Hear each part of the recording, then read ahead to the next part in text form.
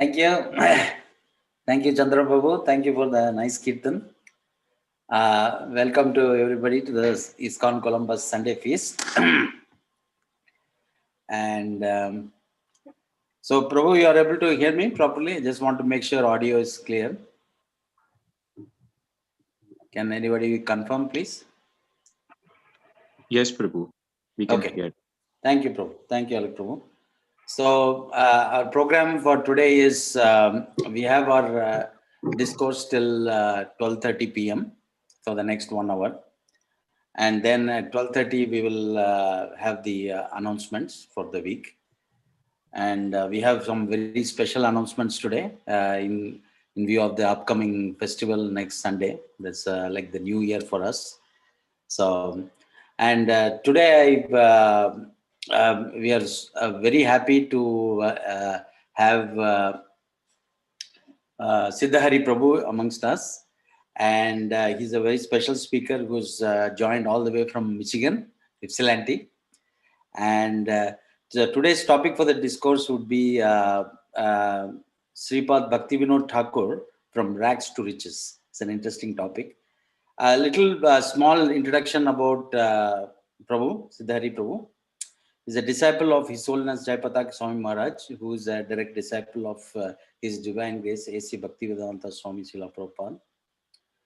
And Prabhu wants to keep the introduction very brief, so I don't want to go into more details. He just had a couple of lines. He's a member of the Brahma Madhva Gaudiya Sampradaya, and he's serving at the Harmony Collective and Golok Prema Dhama. And this is all based out of Ypsilanti, Michigan. And so, Prabhu, you can take it from here, Prabhu. Thank you. Hare Krishna. Hare Krishna. Thank you, Prabhu, for the opportunity. Am I audible? Yes, Prabhu. Yeah. So, give me 1 second to set it up as I like.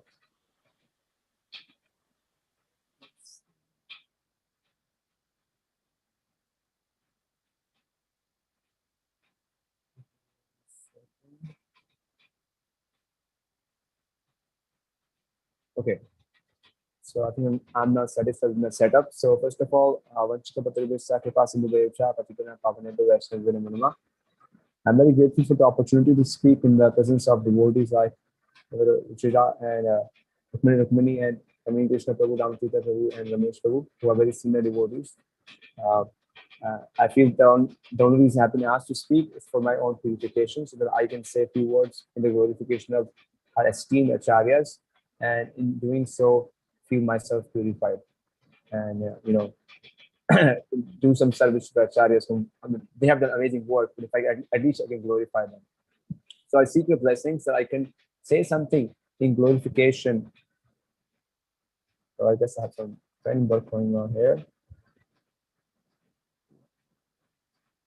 Okay, so I feel it's a great opportunity to be able to say a few words in the glorification of Bhaktivinod Thakur, especially 1 week before Gaur Purnima, when it is Bhaktivinod Thakur who is the one who gave us Lord Chaitanya. In some sense, he is the father of Lord Chaitanya in our lives, because if not for him, we would never know what was the real birthplace of Lord Chaitanya, and we would never know the teachings of Lord Chaitanya, which is what really makes Lord Chaitanya who he is. So it is very appropriate that that we are glorifying him today. And I will try to curate the discussion, and I invite all the participants to contribute either during my talk or towards the end, anything they would like to say in glorification of Srila Bhaktivinod Thakur, and share their realizations on this topic of glorification of Srila Bhaktivinod Thakur. So before I begin, let's say some pronouns. Namo Vishnu Padaya Krishna Vastadute Srimate Bhaktivedanta Swami Namne Namaste Saraswati Deve Gauravani Pacharni Nirvishesha Shunyavadi Paschateshadani Jai Shri Krishna Chaitanya Prabhu Nityananda Shri Advaita Gadadhar Shri Vasadi Go Nityananda Hare Krishna Krishna Krishna Hare Hare Hare Ram Ram Ram Hare Hare. So before I begin, I would like to ask a few questions to devotees who are present here. And since we have a small batch, I think we can take answers from a lot of devotees here today. I hope that's all right. So these are my few questions. So how many of you here how many of you were married at the age of 12 or before 18? Anyone here who was married before the age of 18, or they have a chance? I see there are some kids also here. Is there a chance you will be married before? Naveen Krishna Prabhu's son, I think so. Is there a chance you will be married before the age of 18? No, Prabhuji. He's not there. No? Okay, good. Okay. Now, you'll be surprised to know, so Bhaktivinod Thakur was married at the age of 12, and he had to find out some other means to carry out his livelihood because he had no father. His father passed away at the age of 11. So married at the age of 12 to a 5-year-old girl, that's Bhaktivinod Thakur. Now, how many of us here have problems with fever? They keep getting fever again and again. Have tonsillitis, have diabetes, have colitis problem, have heart problem, and have eyes problem. They can't see with one eye.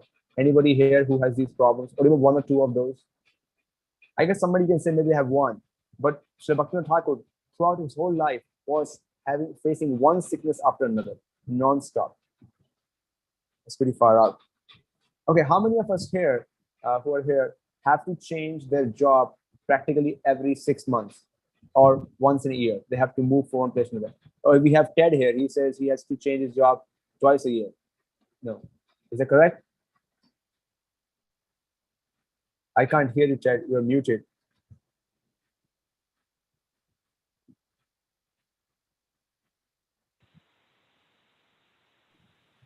I still can't hear you. I think he said yes. Yes. Okay. I guess you have to read your lips. We can't hear you.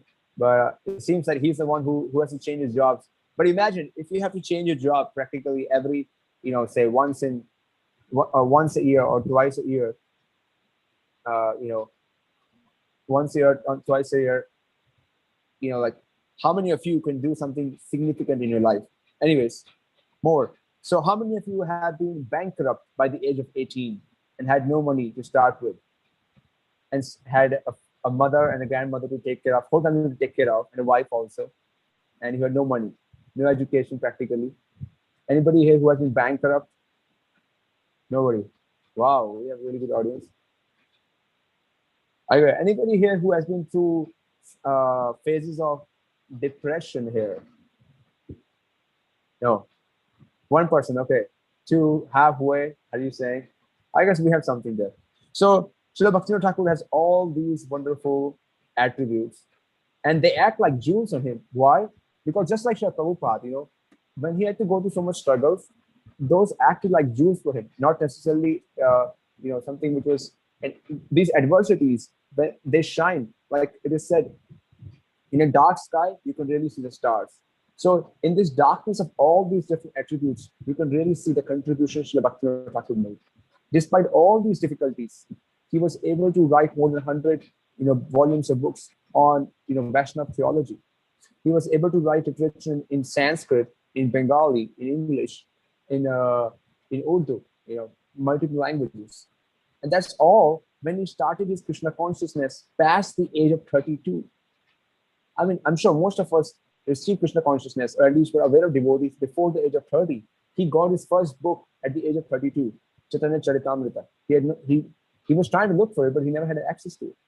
So despite all these different difficulties, he was able to do so many wonderful things. So that is why I want to take a moment to describe some of his life, and then go to through his journey and how he progressed. So first of all, Sri Bhaktivinoda Thakur was born on 2nd September 1838. As soon as he was born, very soon his his grandfather lost his wealth and his uncle died, which meant that he was born, away from his house. His father didn't have a house where he can keep his son. So a lot of difficulties. Then by the age of 8, practically all his siblings had died. He only had one sister left, who also left her body pretty soon in an epidemic. So he was the only person alive in his family practically. And by the age of 11, he lost his father, as I said earlier. So even though he was good in education in early part of his life, but he was so fearful of, so much stressed out because of the situations around him, that sometimes he would consume castor oil so that he can have fever, so that he doesn't have to go to school. Pretty smart guy, some sense you can say, but that was the fear he had for going to school. And practically all his ancestors were coming from rich background. They were all going through a very tough period at the time he was a kid, or he was a teenager. So this, all what I'm sharing, is actually from his letters which he wrote to his son Lalita Prasad, and this book is called Swalikhita Jeevani, which is available online right now. And I'm reading a translation which is done by Krishna Abhishek Das. He's a Vaishnava scholar, Gaudiya scholar, and his specific strength lies in studying Bhaktivinoda Thakur's work. So he recently shared with me an early draft of his writing. And after reading this Swalikhita Jeevani, I was so impressed that I thought I should give a discussion or read a discussion of Bhaktivinoda Thakur. So he tried to join school at the age of 17, and but because he got sick, he couldn't even pass the examination. He tried to do it twice. Finally, he lost all hopes of joining college, although he was pretty good in English and literature. And he kept getting sick throughout his life. He had these bouts of fever, which he kept getting again. And since he didn't have a fixed job, and he had to keep changing his job till the age of around 27, when finally he found a job as a magistrate. And then from then onwards, he kept getting better and better opportunities. So as I said earlier, he throughout his whole life, because he was going through so many difficult periods, he never had, he was born in an era where there was not so much exposure to Vaishnavism, and whatever was available there was not in very good shape. So it took him a long time to gain appreciation for Chaitanya Mahaprabhu. It took him many years to find the manuscript for Chaitanya Charitamrita. At the age of 30, around 32, he found his first manuscript of Chaitanya Charitamrita. And after finding that manuscript, he says that he developed attraction for Sri Chaitanya Mahaprabhu. And when he read second time the same book, Chaitanya Charitamrita, he developed deep appreciation for Chaitanya Mahaprabhu. But still he had one doubt. He couldn't understand why Chaitanya Mahaprabhu, such an amazing person, of all persons, would choose Krishna as his worshipable object. I mean, Krishna is such a shoddy character. Why would he worship Krishna? So then he thought, let me pray about it. And he prayed to Lord Chaitanya. And then it was revealed to him that Lord Chaitanya is Krishna himself. And from that point onwards, you can say his journey of Krishna consciousness began. So then from that point onwards, he was writing literature about Chaitanya Mahaprabhu and making people aware about the philosophy of Bhagavatam and Chaitanya Mahaprabhu. Those two books became his life. So he wrote his first book on Vaishnavism called Krishna Samhita in 1880. And alongside, he wrote many different books and news articles and daily and weekly newsletters. He finally retired in 1894 in Surabhi Kunja, and that's the same year when he also discovered the Chaitanya Mahaprabhu's birthplace. Of course, that was also a heroic pastime, which I'm sure all of you have heard a million times, so I won't repeat that point. But one very important thing is that to build a temple, he collected 1,600 bricks, and he collected each of those bricks by begging himself door to door in Kolkata after he had retired from his job. So imagine, he was at one of the top positions in the British affairs in the judicial system, yet he took on himself to go and distribute this, collect these bricks, beg these bricks from people so that he can build a temple. Well, looks like Ramesh Prabhu has something to share. Prabhu, Yes, I just Prabhu, wanted to make sure that the slides are not changing. I'm seeing only one slide that the first. They're not changing yet. Okay, thank you, Prabhu. Thank you. Go ahead, Prabhu. Sorry. Go ahead. Yeah. So as I said, that this is a story of rags to riches. So here comes a twist. Practically towards the end of his lifetime, around 1890s, he discovered something which was going to practically change the future of Krishna consciousness. So what was that? Okay, can somebody, let me see. I'm waiting for the slide to change. Let's change the slide. It's changed, Prabhu, now. Changed, yeah. It's changed? Okay, it's not changed for me yet. Okay, so can somebody, one of you can read the quote here? I'll appreciate it. In the near future, this type of preaching about eternal religious principles will spread not only across the length and breadth of India, but throughout the entire world. The holy sound of Sri Chaitanya's mridanga will be heard and everyone, whether Brahmin or Mleccha, will attain pure devotion to the lotus feet of Sri Hari. Wow. So how was he able to say this? Because actually he has found something, a key to a very successful program. In his endeavor to preach Krishna consciousness, in his endeavor to spread the message of Lord Chaitanya, he has struck on a very fine note. It is just like, sometimes when people who start a new company, like a startup guys, when they finally find something and they can see the future, then they go really crazy. Hey, I found an idea, and this idea is going to create millions of dollars or like millions of jobs for people. And then they make a prediction. Hey, my company is going to be like that big company in the future. That's something our experience is what Srila Prabhupada Thakur had at that time. But what was that thing which he found, which is going to change the future of Krishna consciousness? So, in my realization, that was something very similar to Airbnb. Just here, anybody know the history of Airbnb? So Airbnb was a company started in San Francisco, as with all tech companies, and they started with a couple of friends who wanted to revolutionize the idea of hotels. They were like bored with going to the same hotel every time and with terrible views and practically like almost like a bureaucracy there, because there are only few hotels and not much options. So they thought of an idea. Hey, forget about trying to this oligarchy. let's try to make a system where anybody can host anyone. And they came up with this idea, let's empower each person to be able to host anybody they would like to. And this is something very similar to what Srila Bhaktivinoda Thakur thought about, and something which he had a realization. And what was it? He realized that instead of him going everywhere, wouldn't it be amazing if he can empower every person to become an agent of Sri Chaitanya Mahaprabhu? So once he was able to, materialize and realize this concept about Krishna consciousness, he was able to come up with the systems which could revolutionize the future of Krishna consciousness. And this is what he put in his book called Godruma Kalpatavi.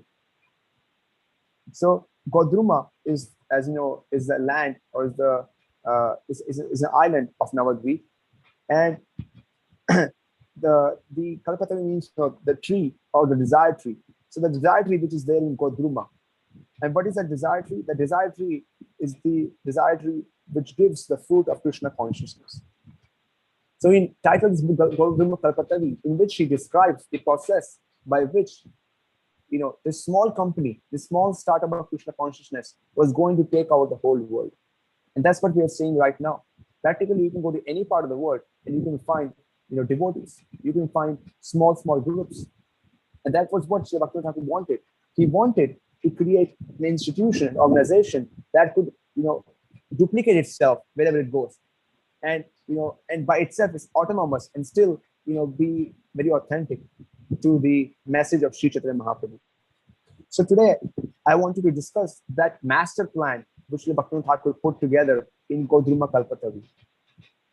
Mother Rukmani says, Khoda Nitai. Yeah, that's a beautiful song.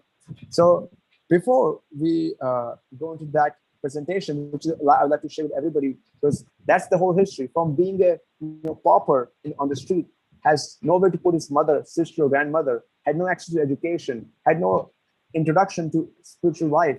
From that kind of rag situation, which is where now he's the grandfather or super grandfather of thousands and thousands of people, billions of people all around the world, all based on this small idea of Godruma Kalpatavi. So I thought today I would give a small presentation on the idea, on the core idea of Srila Bhaktivinoda Thakur, which was Srila Bhaktivinoda Thakur's first, you can say, his own example of Airbnb, to empower everyone to spread Krishna consciousness.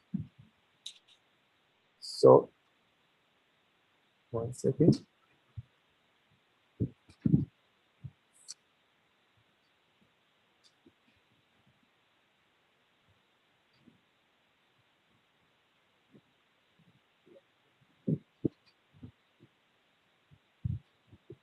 So I was hoping that Hari Prabhu can sing this song,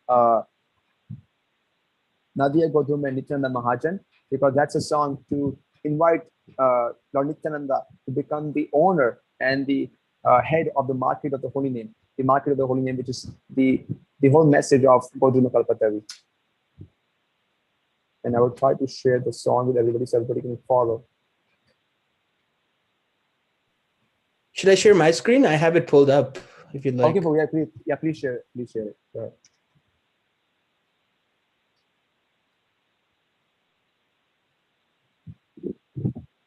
Are you able to see? Yes, Prabhu. Would you like to, should I start or? Yes, Prabhu, you start. Yes, please sing.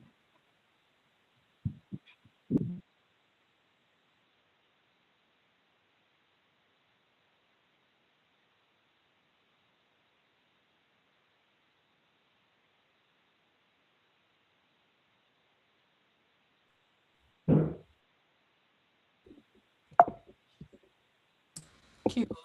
Wait, wrong verse. There, that is.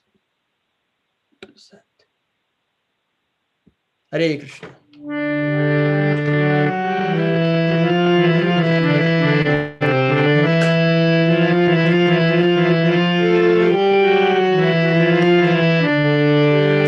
Nadia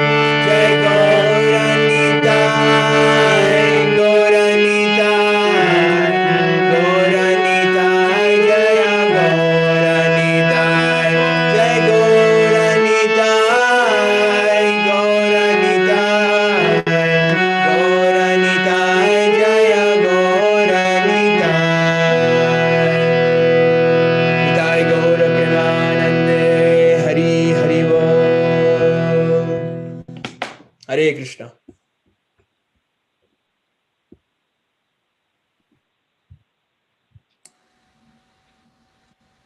Prabhu, can I sing the English translation?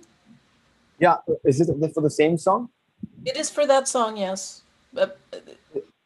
Yes, the song that you just sang. Okay, yeah, please go ahead. I thought this was the other song. Yes, go ahead. Okay. In Godrum Nityananda the Great has spread the market of the name for every being's sake. People of faith, oh people of faith, by the order of the Lord for these alms I plead. Speak the Lord and worship him and his teachings heed.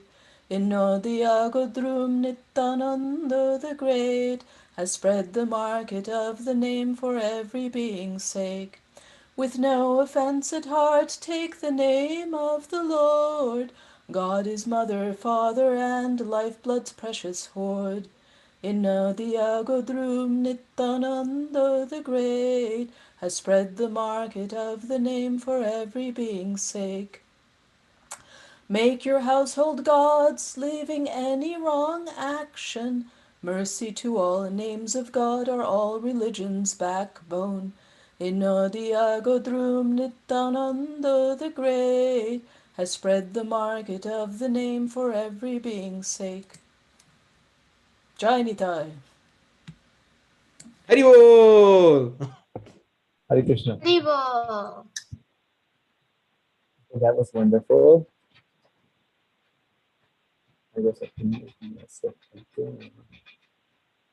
Okay, so actually in this song itself, you can practically hear the whole philosophy of Sri Chaitanya Mahaprabhu, of Sri Bhaktivinod Thakur, which he gives in the book, in the book Goduma Kalpatavi. So we're practically going to go over the whole concept. So the Goduma Kalpatavi has basically 4 concepts, and we're going to discuss the 4 concepts.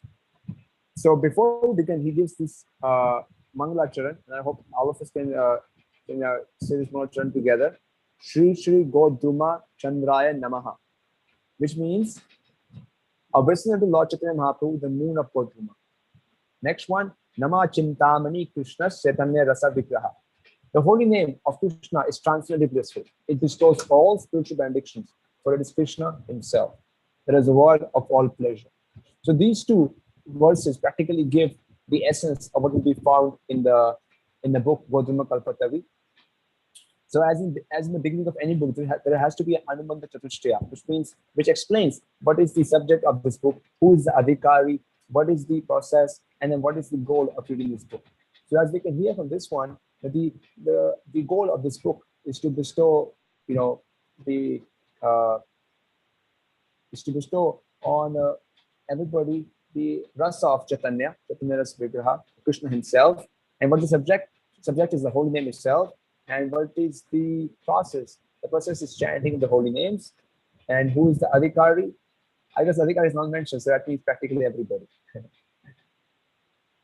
Okay, so there are 4 parts, as I said. The first part of this Goduma Kalpatavi deals with the officers or the proprietors of.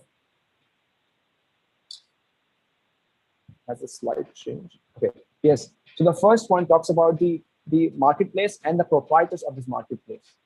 So what is the object being sold in this marketplace? So Goduma Kalpatavi is basically drawing analogies in the marketplace. Like in the marketplace, you have commodities, you have sellers, you have customers, and you have codes of conduct.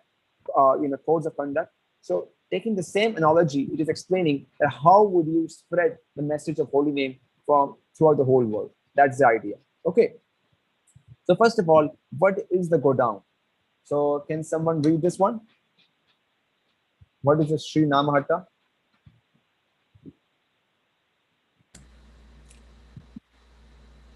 Sri Namahatta, the marketplace of the holy name. This market is located in Sri Navadvip Dham. Okay, the next one also. I will read all 3. Okay. The storehouse, Bhandar. The great scripture Srimad Bhagavatam, which is the well-known Vedanta literature, the essence of the Upanishads, and the embodiment of Ras. The principal trader, Mool Mahajan, the owner of the goods, Sri Nityananda Prabhu. Wonderful. So as we just sang the song, in that song also it said the same thing, that how Lord Nityananda is the principal trader or is the main, market person in the market. He's the owner of all the goods.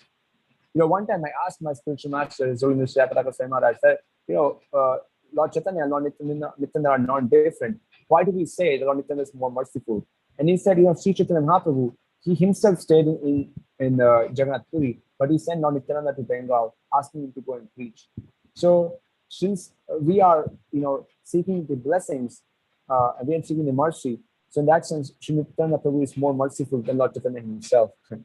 So having that idea, having the conception, Sri Bhaktivinod Thakur says, the Lord Nityananda, he is actually the owner of the goods. And what are the goods? The goods are the holy name. And where are they stored? They're stored in the storehouse. And what is the storehouse? That storehouse is Bhagavatam, which, as is being said here, is the summary of the Vedanta literature. It is said in the Srimad Bhagavatam, first canto, chapter 4, that Vedanta or the Vedas are like yogurt. And once you churn the yogurt, what you get is a cream, and that cream is Srimad Bhagavatam. It is the sar or the essence of all the Vedas. And what is the essence of the whole, the Bhagavatam? That is the chanting. It begins with the Om Namo Bhagavate Vasudevaya, and it ends with chanting. So once we have understood this, somebody may question, hey, you're talking about this marketplace, but that marketplace has gone away. It doesn't exist here anymore. That was 500 years ago. To answer that, Sri Bhaktivinod Thakur says this in the introduction to the book Godruma Kalpataru. Can someone read this one? Prabhu, somebody new, not the same person. Yeah, I can read, Prabhu. Yes. It said that a rare, fortunate person possessing eyes of bhakti can see those pastimes and the corresponding market even today. This is confirmed in Sri Chaitanya Bhagavat, Madhya Leela 10. Adhyapiha sei Leela kore Gaururai, kono kono Bhagavan dekibare payo. Lord Gauranga Mahaprabhu performs his transcendental pastimes even now. Those who are very, very fortunate are able to witness these pastimes even today. Hare Krishna Prabhu. Wonderful. So, this is how Sri Bhakti Thakur answers the objection that those who are fortunate, they can still see the pastimes of Sri Chaitanya Mahaprabhu happening. In fact, Prabhupada was very firm that the ISKCON movement, the Hare Krishna movement, is a continuation of the Leela of Sri Chaitanya Mahaprabhu. So anybody who has any doubts about this topic, Sri Bhakti Thakur crushes that doubt by quoting this verse. So once we understand that this marketplace is still available, it's still alive, and its office bearers are Lord Nityananda. So that is the first part of this Godruma Kalpataru. What's the next part? That, okay, now we have a market, we have a commodity. What's the next thing we need? Next thing we need is currency or money. How is someone going to buy the commodity of holy name? As my friend Hari just sang the song, Shraddhavan Janahe. So what is the commodity? The commodity is faith. And when we say faith, we can say faith, but faith in what? And what does that faith mean? So can someone read this paragraph, please? According to the amount paid by the customer, he shall receive the corresponding commodity. But there is a mystery in this. Once the customer has paid and received the holy name and chanted the holy name, then by the mercy of the owner, Lord Nityananda, and his partners, the customer is reimbursed his original payment multiplied many times over. Wow. So in this paragraph, we get to hear two things. First of all, one gets the commodity in corresponds to the amount which is paid. So Sri Bhaktivinod Thakur says there are 4 different levels of faith. There is a faith at the level of Shraddha, the beginning. There's a faith at the level of Bhajana Kriya. There's a faith at the level of Nishtha, or you can say faith becoming more and more denser, more and more stronger faith. But faith in what? Faith in the Vedic scriptures, faith in the Bhagavatam, faith in the holy name. So the proportion to our faith in the process, we will receive the holy name back with us. But more than that, or you can say, and more than that, when we invest what we have got in others, we get our money multiplied. Like, I'm sure many of you have heard of many pyramid schemes. Like, hey, if you were to, get 10 people in this pyramid scheme, and if they were to get 10 more people, and you all get 10% back. And for any person they connect, you again get 5% back. So that way, it's like a pyramid. Similarly, Srila Bhaktivinoda Thakur is saying here that anybody who is able to, take in, whatever they get from Lord Nityananda and then share that with somebody else, then they get their money back double. So they don't lose anything. And Srila Prabhupada also had something very similar. He writes in the Bhagavatam, first canto, first chapter, text number 5, I think 5 or 4. He says, just reading the books is not enough. What is important is that we hear it and then we explain it. So whatever we hear about Krishna, whatever we hear about Bhagavatam, we have to share it with one person, with 2%. It can be the same person, no problem. It doesn't have to be a new person either, but we have to share it, because by sharing it, we get our money multiplied. By sharing it, we get our faith, Shraddhavan, our faith double. You will notice, like today, after this discussion which I'm reading, even if you were to take 1 point home, and if you were to say that point to another friend of yours, you will remember that point for next many months. Very simple thing. Why? Because Lord Nityananda is very pleased when we share whatever we have got.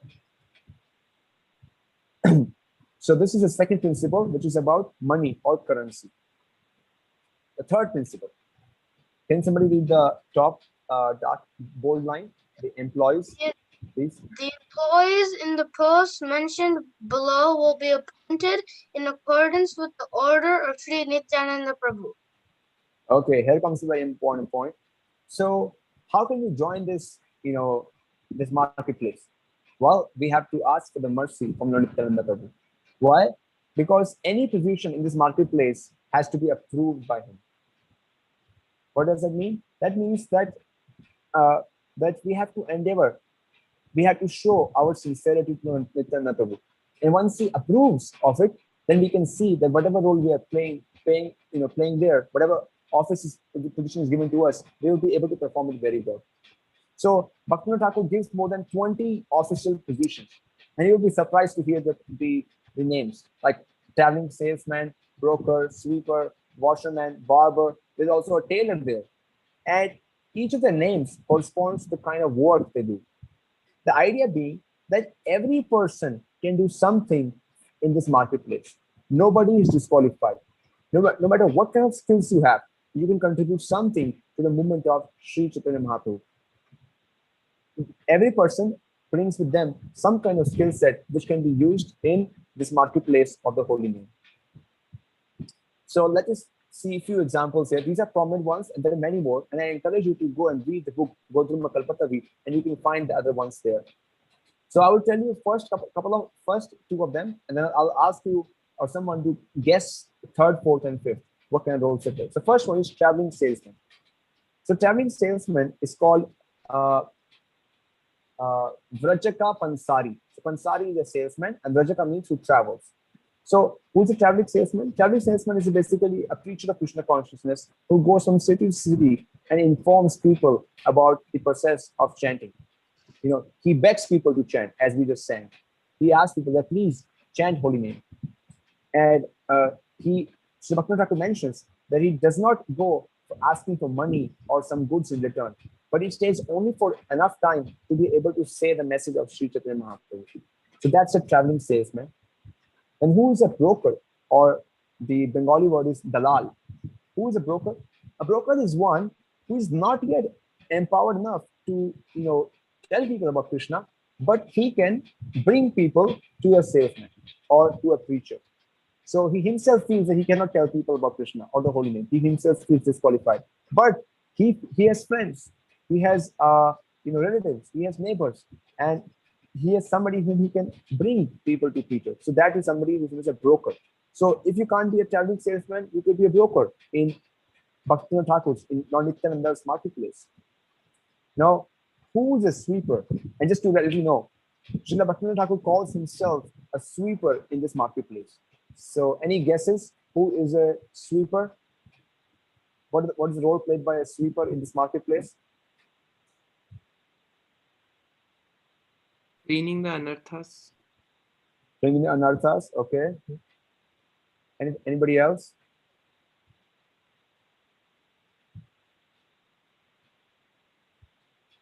Maybe One more. maybe the one who serves the marketplace in whatever capacity. One who what? Sorry. One who serves the marketplace in whatever capacity, like the lowest capacity. Yeah, it's very interesting. So yeah, if you combine both the answers, we get most of it.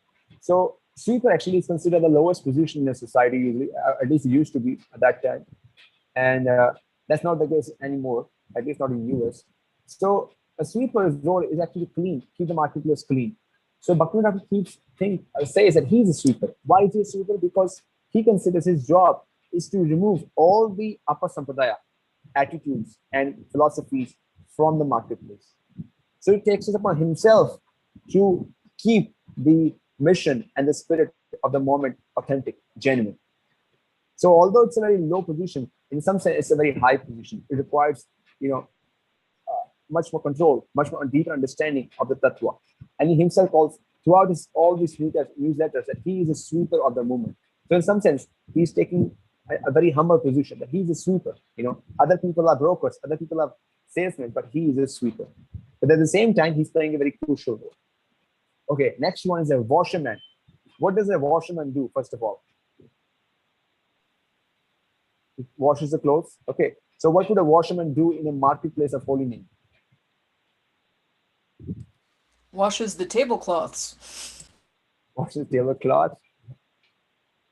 What would he do in the marketplace of holy name?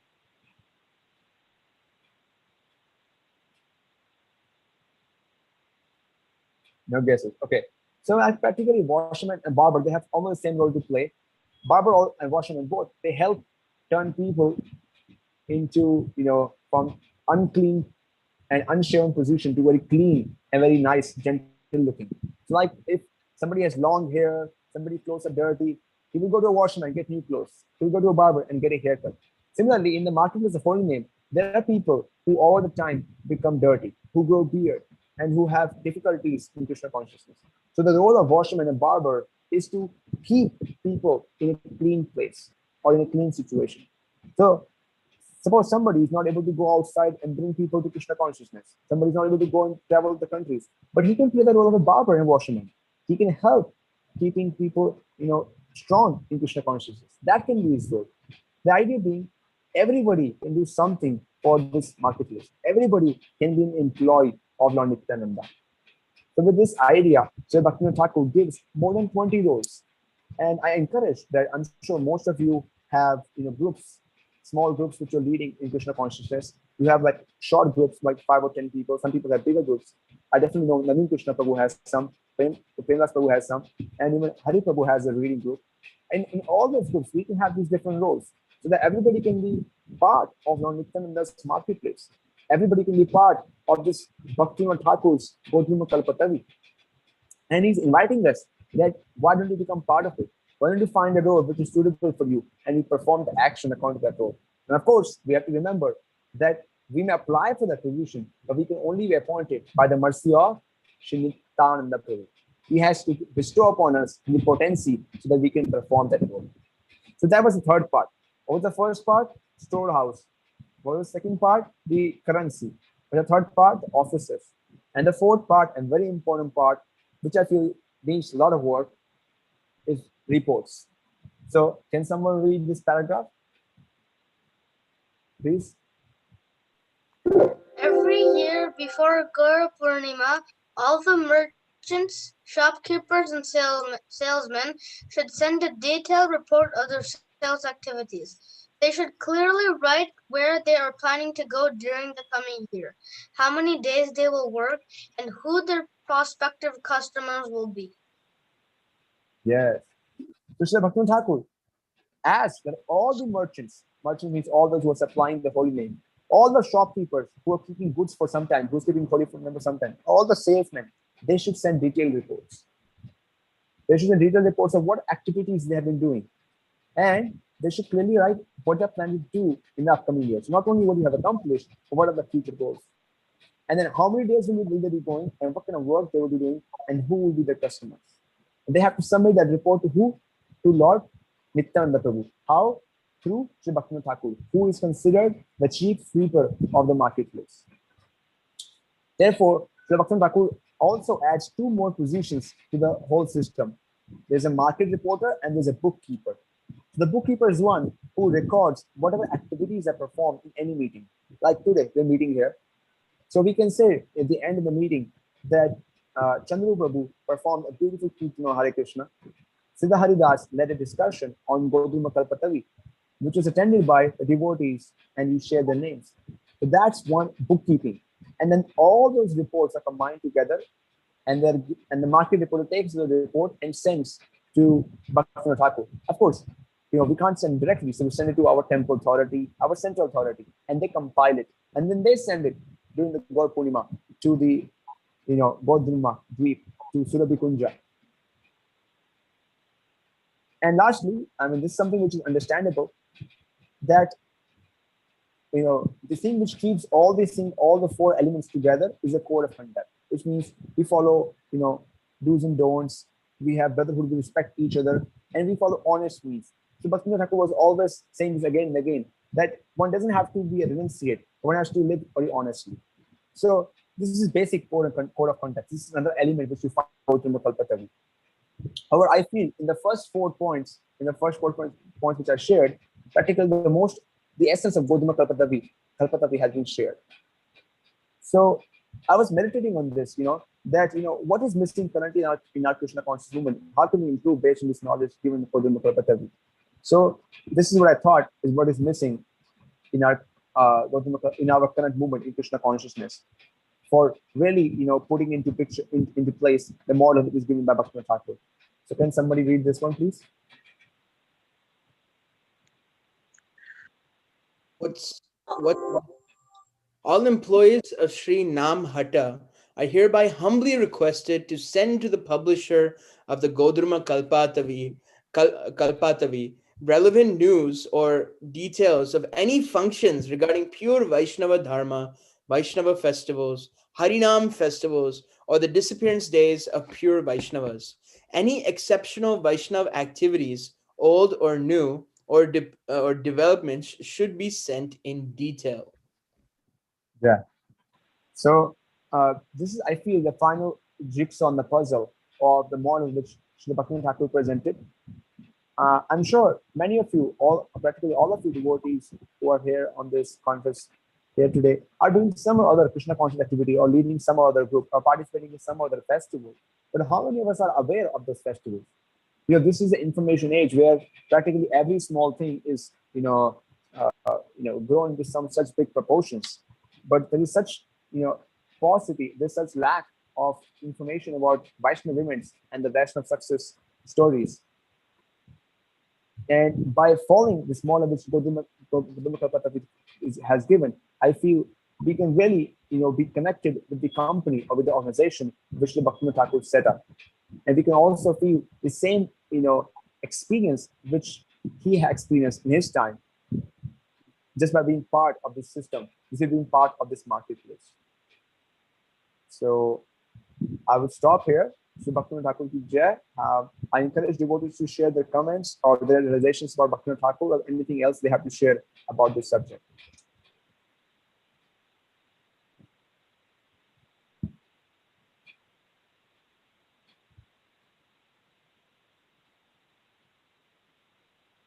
Hare Krishna Prabhu, thank you so much for the wonderful presentation. It's really brilliant. The way you made the presentation is really nice. I just wanted to add a couple of comments. Most of the audience might know this, but I still wanted to mention this for my own purification. Bhaktivinoda Thakur is also known as the Seventh Goswami, and we are very, very indebted and grateful to Bhaktivinoda Thakur, because after Sri Chaitanya Mahaprabhu and 6 Goswamis left this planet, there was a dark period for 100 years in Gaudiya Vaishnavism. More than 100 years, it was a very, very dark period. And during that time, there were so many apasampradayas or false sects appeared, and they defamed Gaudiya Vaishnavism to such an extent that all the respected and educated people, they started hating Gaudiya Vaishnavism. That was the extent it was going on, because there was no powerful preacher in the Gaudiya Vaishnava line until the Seventh Goswami came into this picture, right? So that's why, and then of course wrote hundreds of books, and then again the spread this Vaishnavism. He restored the last glory of Gaudiya Vaishnavism. So that's why we are very, very grateful to Bhaktivinod Thakur. I just wanted to mention that. Thank you, Prabhu. Thank you. Thank you for sharing the wonderful glorification.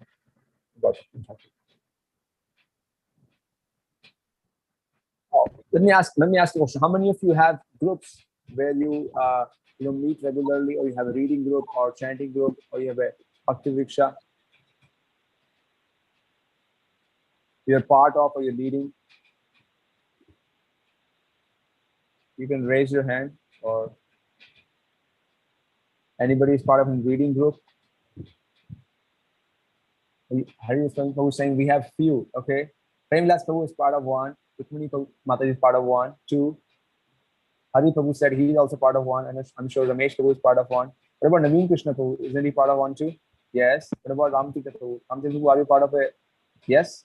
Yes, Prabhu. So we are part of so many different groups, but how many of motivation? So we have Janish is part of some groups. So we are part of so many groups, but how many of you are even aware of such groups? And how many of us are aware that these groups were actually conceived by Srila Prabhupada Thakur? He conceived this whole system, the Namahatta system. Just to give you information on this, in 1979, Jayapataka Swami Maharaj was thinking of somehow revolutionize Sankirtan through congregation. And because at that time, our movement was mostly based on brahmacharis. So at that time, he came across these letters from Bhaktivinoda Thakur about Namahatta, which was published by Srila Prabhupada himself. He published this whole model of Gautama Kalpatavi. So in some sense, it was Srila Prabhupada who gave this model of Gautama Kalpatavi, which was later on picked up by His Holiness Jayapataka Swami Maharaj, and then revolutionized throughout the whole world through different names like Bhakti Vriksha, Namahatta, counselor groups. So it's very amazing to hear how it all started with the conception, the idea coming from Bhaktivinoda Thakur. Okay. Anybody else has any comments to share? Janish or Hare Krishna Prabhu. I have a question actually, if I may ask. So Prabhu, to my understanding, to Bhakti Siddhanta Saraswati, he when he left this world, he created 64 matas of the Gaudiya Math when he was leaving, and then our Srila Prabhupada had 108 matas or temples. And so Bhaktivinod Thakur, there was not really I could be completely wrong on this, but was there really an emphasis on organized religion, Krishna consciousness, like the Gaudiya Math or ISKCON? Was there really an emphasis with Bhaktivinoda Thakur, or did that really spurt with Bhakti Siddhanta Saraswati? So, Bhaktivinoda Thakur was very much revolutionary in this idea. He was thinking like 200 years in advance, something with the future. So he realized that having like a center place, like centers are can be very difficult to maintain, difficult to organize. So he came up with the idea called Prapanna Ashram or Shraddha Kutir. So these are centers where programs of Namahatta take place. So like at your house, suppose a program takes place. So your house becomes a Shraddha Kutir. So like that, you will go to different Shraddha Kutirs throughout Orissa and Kolkata. And even recently, like 30, 40 years ago, devotees were going around and they found some places where it says outside, this is Shraddha Kutir, which means this is a place where devotees from that village still meet 120 years after that system was started. So imagine we have Bhakti Vriksha right now. How long can a Bhakti Vriksha last? Maybe 1 or 2 years. His Bhakti Vriksha is still lasting more than 120 years later. That's the system he came up with. And it's a very simple system that you don't make big institutions or big temples, but you empower people to start something small. And you send them preachers who go again and again and perform the work of distributing the holy name and also clarifying and cleaning it. So his model was always distributed, like we have Airbnb. Empower people to start their own, get their own houses into hotels. And that's why revolutionize the whole system. Mother Rukmini has some comment, and also Premvilas Prabhu has a comment. Yes, Mother Rukmini, please. Yes, so thank you so much for presenting Swalikata Jivani, which is, as you said, is not widely distributed yet in English, and Godruma Kalpatavi very succinctly and very attractively. So this is really amazing, your talk. And so I had heard something about Godruma Kalpatavi a few years ago, maybe 5 years already. Kalasuda Prabhu and Advaita Chandra Prabhu, your godbrother and godsister, had come here and given a whole weekend seminar about Bhakti Vriksha, and then they also gave those books in. So I got those books in Bengali and English at that time, Godruma Kalpatavi. So my comment was that. So the experience that we're having now of the pandemic, this is not the first time that a pandemic has happened. And so Bhakti Vriksha and Namahatta is something that is very resilient to that situation. So there were, for instance, there were epidemics in India of like cholera, and so there were times when people also were hesitant to gather in groups because they also knew that that there's contagion. So Namahatta is, there's only small gatherings, so people can only, most of us we see a few people, so we can gather with those people whom we see. So it's actually very appropriate and resilient to these situations where large gatherings can't happen. And the other thing is that so this name that your Guru Maharaj gave, Jayapataka Swami gave, of Bhakti Vriksha is the tree. So it has this branching structure that one group divides and makes more groups and more groups. So this is a really wonderful way of distributing anything, and this is how nature's way. So in nature, if you see that the tree itself, you see not only the branches and the leaves of the tree, but also the roots underground. If you see them, they also branch out like that. And then within your own body, the blood vessels, they also have so many branches. The oxygen branches in your lungs. So this is actually the best and most natural way of distributing things. And so it was a genius of Srila Bhaktivinod Thakur to bring this method to preaching, and then it's by the mercy of your Guru Maharaj that we also have those literatures, so we can also understand, and thanks to you we have this very nice presentation. Thank you. You're welcome. I feel you would have done better justice to these to both the groups because you're such an awesome scholar. But thank you for the opportunity today. And I also want to add something more thing to Hari Prabhu's point that Sri Bhaktivinod Saraswati Thakur, first of all, when Bhakti Thakur was there at that time, it was only Babajis who were practicing Krishna consciousness, very few of them. And at that time, Krishna consciousness had a very bad name. So in that sense, starting a temple also was very difficult thing at that time. People didn't have a good opinion of Krishna consciousness.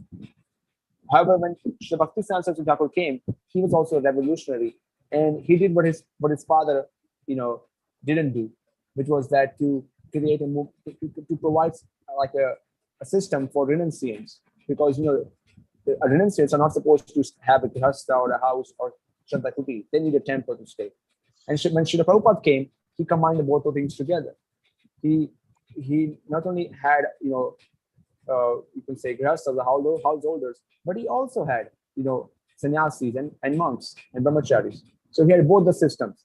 He wanted to take both the best of both the worlds, and in that sense, Srila Prabhupada is our founder acharya, because he took the best from everywhere and he gave us nectar. Any other comment? I think we passed the time, isn't it, Prabhu? Yes, Prabhu. We can take probably. I think Premvilas Prabhu had a comment, or we can. Yeah, Ramesh Prabhu. Yeah, can you hear me? Yes, Prabhu. Yes, Prabhu. So, to Hari's point, the template or the blueprint of organization came from Bhaktivinod Thakur. He organized villages. He organized Bhakti Vriksha in villages, then a collection of villages like a district.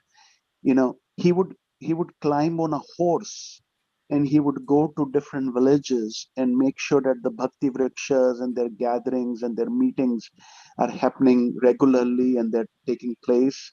And then he gave names for these groups, like 4 groups will be called this, 8 groups will be called this, 16 groups will be called this, and so on and so forth. Meaning, he gave names for different cells and groups of bhakti vrikshas, and his vision was to inculcate the entire world into groups of people, as whether you call it bhakti vriksha, shraddha kuti. That's one. Second of all, he's the one who he was the one who started this worldwide Vishwa Vaishnav Rajya Sabha. Of course, the Goswamis started it, but then Bhaktivinod Thakur carried the flag. So that was another idea of organization of a sabha, of a Vaishnav sabha, where devotees come together. And then he's the one who gave the impression to Bhakti Siddhanta of organizing a worldwide religion, a religious movement, a religious society. And of course, Srila Prabhupada drew his inspiration from both of them. So just a comment I wanted to make. Thank you so much, Prabhu. Prabhu, you wanted to give any comments, Siddharth Prabhu? Or? Yeah, I mean, it's always so purifying and so wonderful to hear words from you from Prabhu, because he's somebody who has really took to the heart the principle given by Lord Nityananda Prabhu, which is, whatever you've got, he shared with other people, and then you get your money returned twice and thrice. And the more I hear about what Prabhu is doing throughout the whole world, I can imagine how much currency, how much money he's getting back from Lord Nityananda. And as you can hear in his voice that mercy. So there's no doubt. It's so purifying to hear. I just want to add in one thing. I wanted to share a report which Bhaktivinoda Thakur shared. He shared many reports, but I want to share a small paragraph of a report which he shared. I know we have past time, but I won't take long. Hope you forgive me. So this is one of the reports which he shared. Can somebody read the first paragraph? This is this is almost like 130-year-old report published in 406 Chaitanya Avda. On Sunday, 21 Bhadra 406 Chaitanya Avda, the sweeper, the market reporter, and 2 other employees of the Namahatta visited Sri Namahatta and Ram Purnagar in Hooghly district. There at what is now a Mahaprabhu Mandir, traveling salesman Shri Yuta. Okay, that's it. So that's something I wanted to give you a little taste of what kind of reports Bhaktivinoda Thakur was publishing at his time in his journal. So of course, the sweeper is Bhaktivinoda Thakur himself, and he visited a place and he published a small report that he visited that place. So imagine if we had 4 or 5 reports every week coming from devotees saying that, saying, hey, this week we read about the teachings of King Rishabdev, and Premdas Prabhu saying, I read a talk on Shikshastakam. And a compilation of such small reports gives so much inspiration to other devotees and also gives pleasure to our acharyas. So that was my meditation, that if all of us can start doing that going forward and be part of Bhaktivinoda Thakur's Godhima Kalpataru. Thank you once again, all the wonderful devotees who give me the opportunity to share a few things in glorification of Bhaktivinoda Thakur. I feel very much purified by your association. Thank you very much, Prabhu. Thank you so much. And I know you have a very, very busy schedule, and you took some time out to share with this wonderful topic and very relevant topic. That's what I would say for the upcoming festival. So thank you very much. And we'll continue with our local announcements, and we'll go from there. I have a couple of important announcements for this week. So the first thing is, on Wednesday, the 24th, we have the Ekadashi festival coming up, Amalakshi Vrata Ekadashi. So anybody interested in leading the Kirtan, please send me your names and your time when you like to do Kirtan, so 6 to 9. And Siddhari Prabhu has been one of our big supporters for this Kirtan. Thank you, Prabhu. So, and then on Saturday, and I don't know if Hari wants to talk, but Saturday we have this monthly Sankirtan Festival, right, Hari? You want to say something on that? Yeah, sure. Hare Krishna. I like to share my screen 1 second. I made the poster before this. So we have this monthly Sankirtan festival, as Siddha Hari Prabhu was saying that we're having festivals on Kirtan and all this. So the day before Gaur Purnima, we'll be doing a monthly Sankirtan festival, the first one of the year after we had one in 2020 in February, and then COVID just knocked us for a whirlwind. And now we're back, and we're better than ever in so we're gonna have a monthly Sankirtan festival on Saturday, March 27th at 2 p.m. At the temple, or at the temple. So at 2 to 2:45, there will be a Sankirtan inspiration from His Grace Prem Sindhu Prabhu, and you can join that on Zoom as well, and it will be broadcasted on YouTube if you feel like coming, staying at your home and listening to it. And at 2:45 to 3, we'll plan and you're loading the cars, and 3 to 6, you can meet us at the Sankirtan spot, and then to do some more book distribution and spreading the holy name far and wide. And then 6:30 we'll come to the temple where there's and then there's prasadam, sumptuous prasadam for the devotees. So masks and all COVID-19 precautions will be followed, and we hope that this festival starts growing. So it actually grow, as Prabhu was saying, that it's a lot of fun. Book distribution is fun and easy, so we can all go there and have a great time and distribute as many books as we can, and have a good time doing it. So if anybody has any questions, please let me know. And yeah, thank you so much, Prabhuji. Hare Krishna. Thank you, Hari. And and the next Sunday is the big day, actually the day of the festival, Gaur Purnima festival. So we have a whole day of program on that day. So it starts with like the morning dressing, and the darshan will be at 8:30 in the morning. And the more detailed, the whole detail will be coming out in an email. And the essential highlights are, we have 2 discourses on that day. The one is at the same time at 11:20, 11:30. And that one will be by His Grace Prem Sindhu Prabhu. And then again in the evening, 6:30, we have a very, very special guest speaker, His Grace Dravid Prabhu, at 6:30. And he will be talking about Mahaprabhu at that time at 6:30. And at 6 o'clock in the evening, we'll have the Abhishekam in the temple.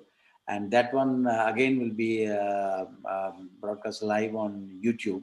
So please feel free to join. The temple as such will be open the whole day, but due to this COVID restrictions, we are not encouraging anybody for congregation. You might please come and take darshan and leave. So absolutely. And then the most important part is the prasadam.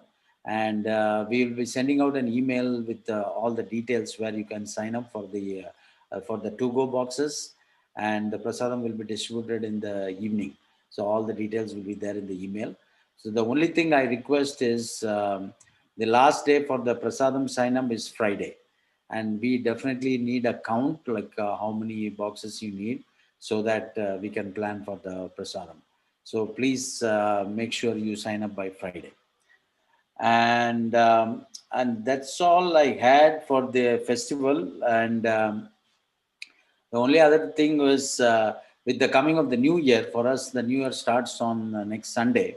And one small change we are talking, we have planned is starting the 4th of April, the first Sunday after Gaur Purnima, we will be having our Sunday feast will start at 11 a.m.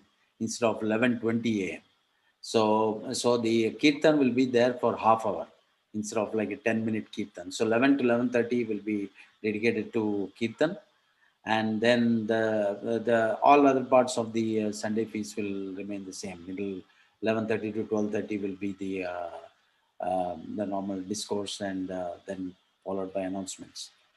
I think this is all I had, unless if anybody wanted to share anything, or no, please feel free to pick. Did anybody have any other things to share? No? Ramesh Prabhu, we have a volunteer opportunity for Saturday evening and also on Sunday for the festival. So we'll be sending out a Google Drive link where they can sign up for vegetable cutting and help for cooking, and also help for cleaning up after the prasadam is boxed. So all those details will be in the email. So That's good. Thank you very much. And with this, we will conclude our Sunday Feast program. Once again, thanks to Siddha Hari Prabhu for his time. And once with the Vaishnava prayers, Vancha Kalpata Rubbesya, Kripa Sindhubhyevacha, Patitanam Pavanebhyo, Vaishnavebhyo Namo. Ananta Koti Vaishnava Vrindi ki Jai. Hare Krishna.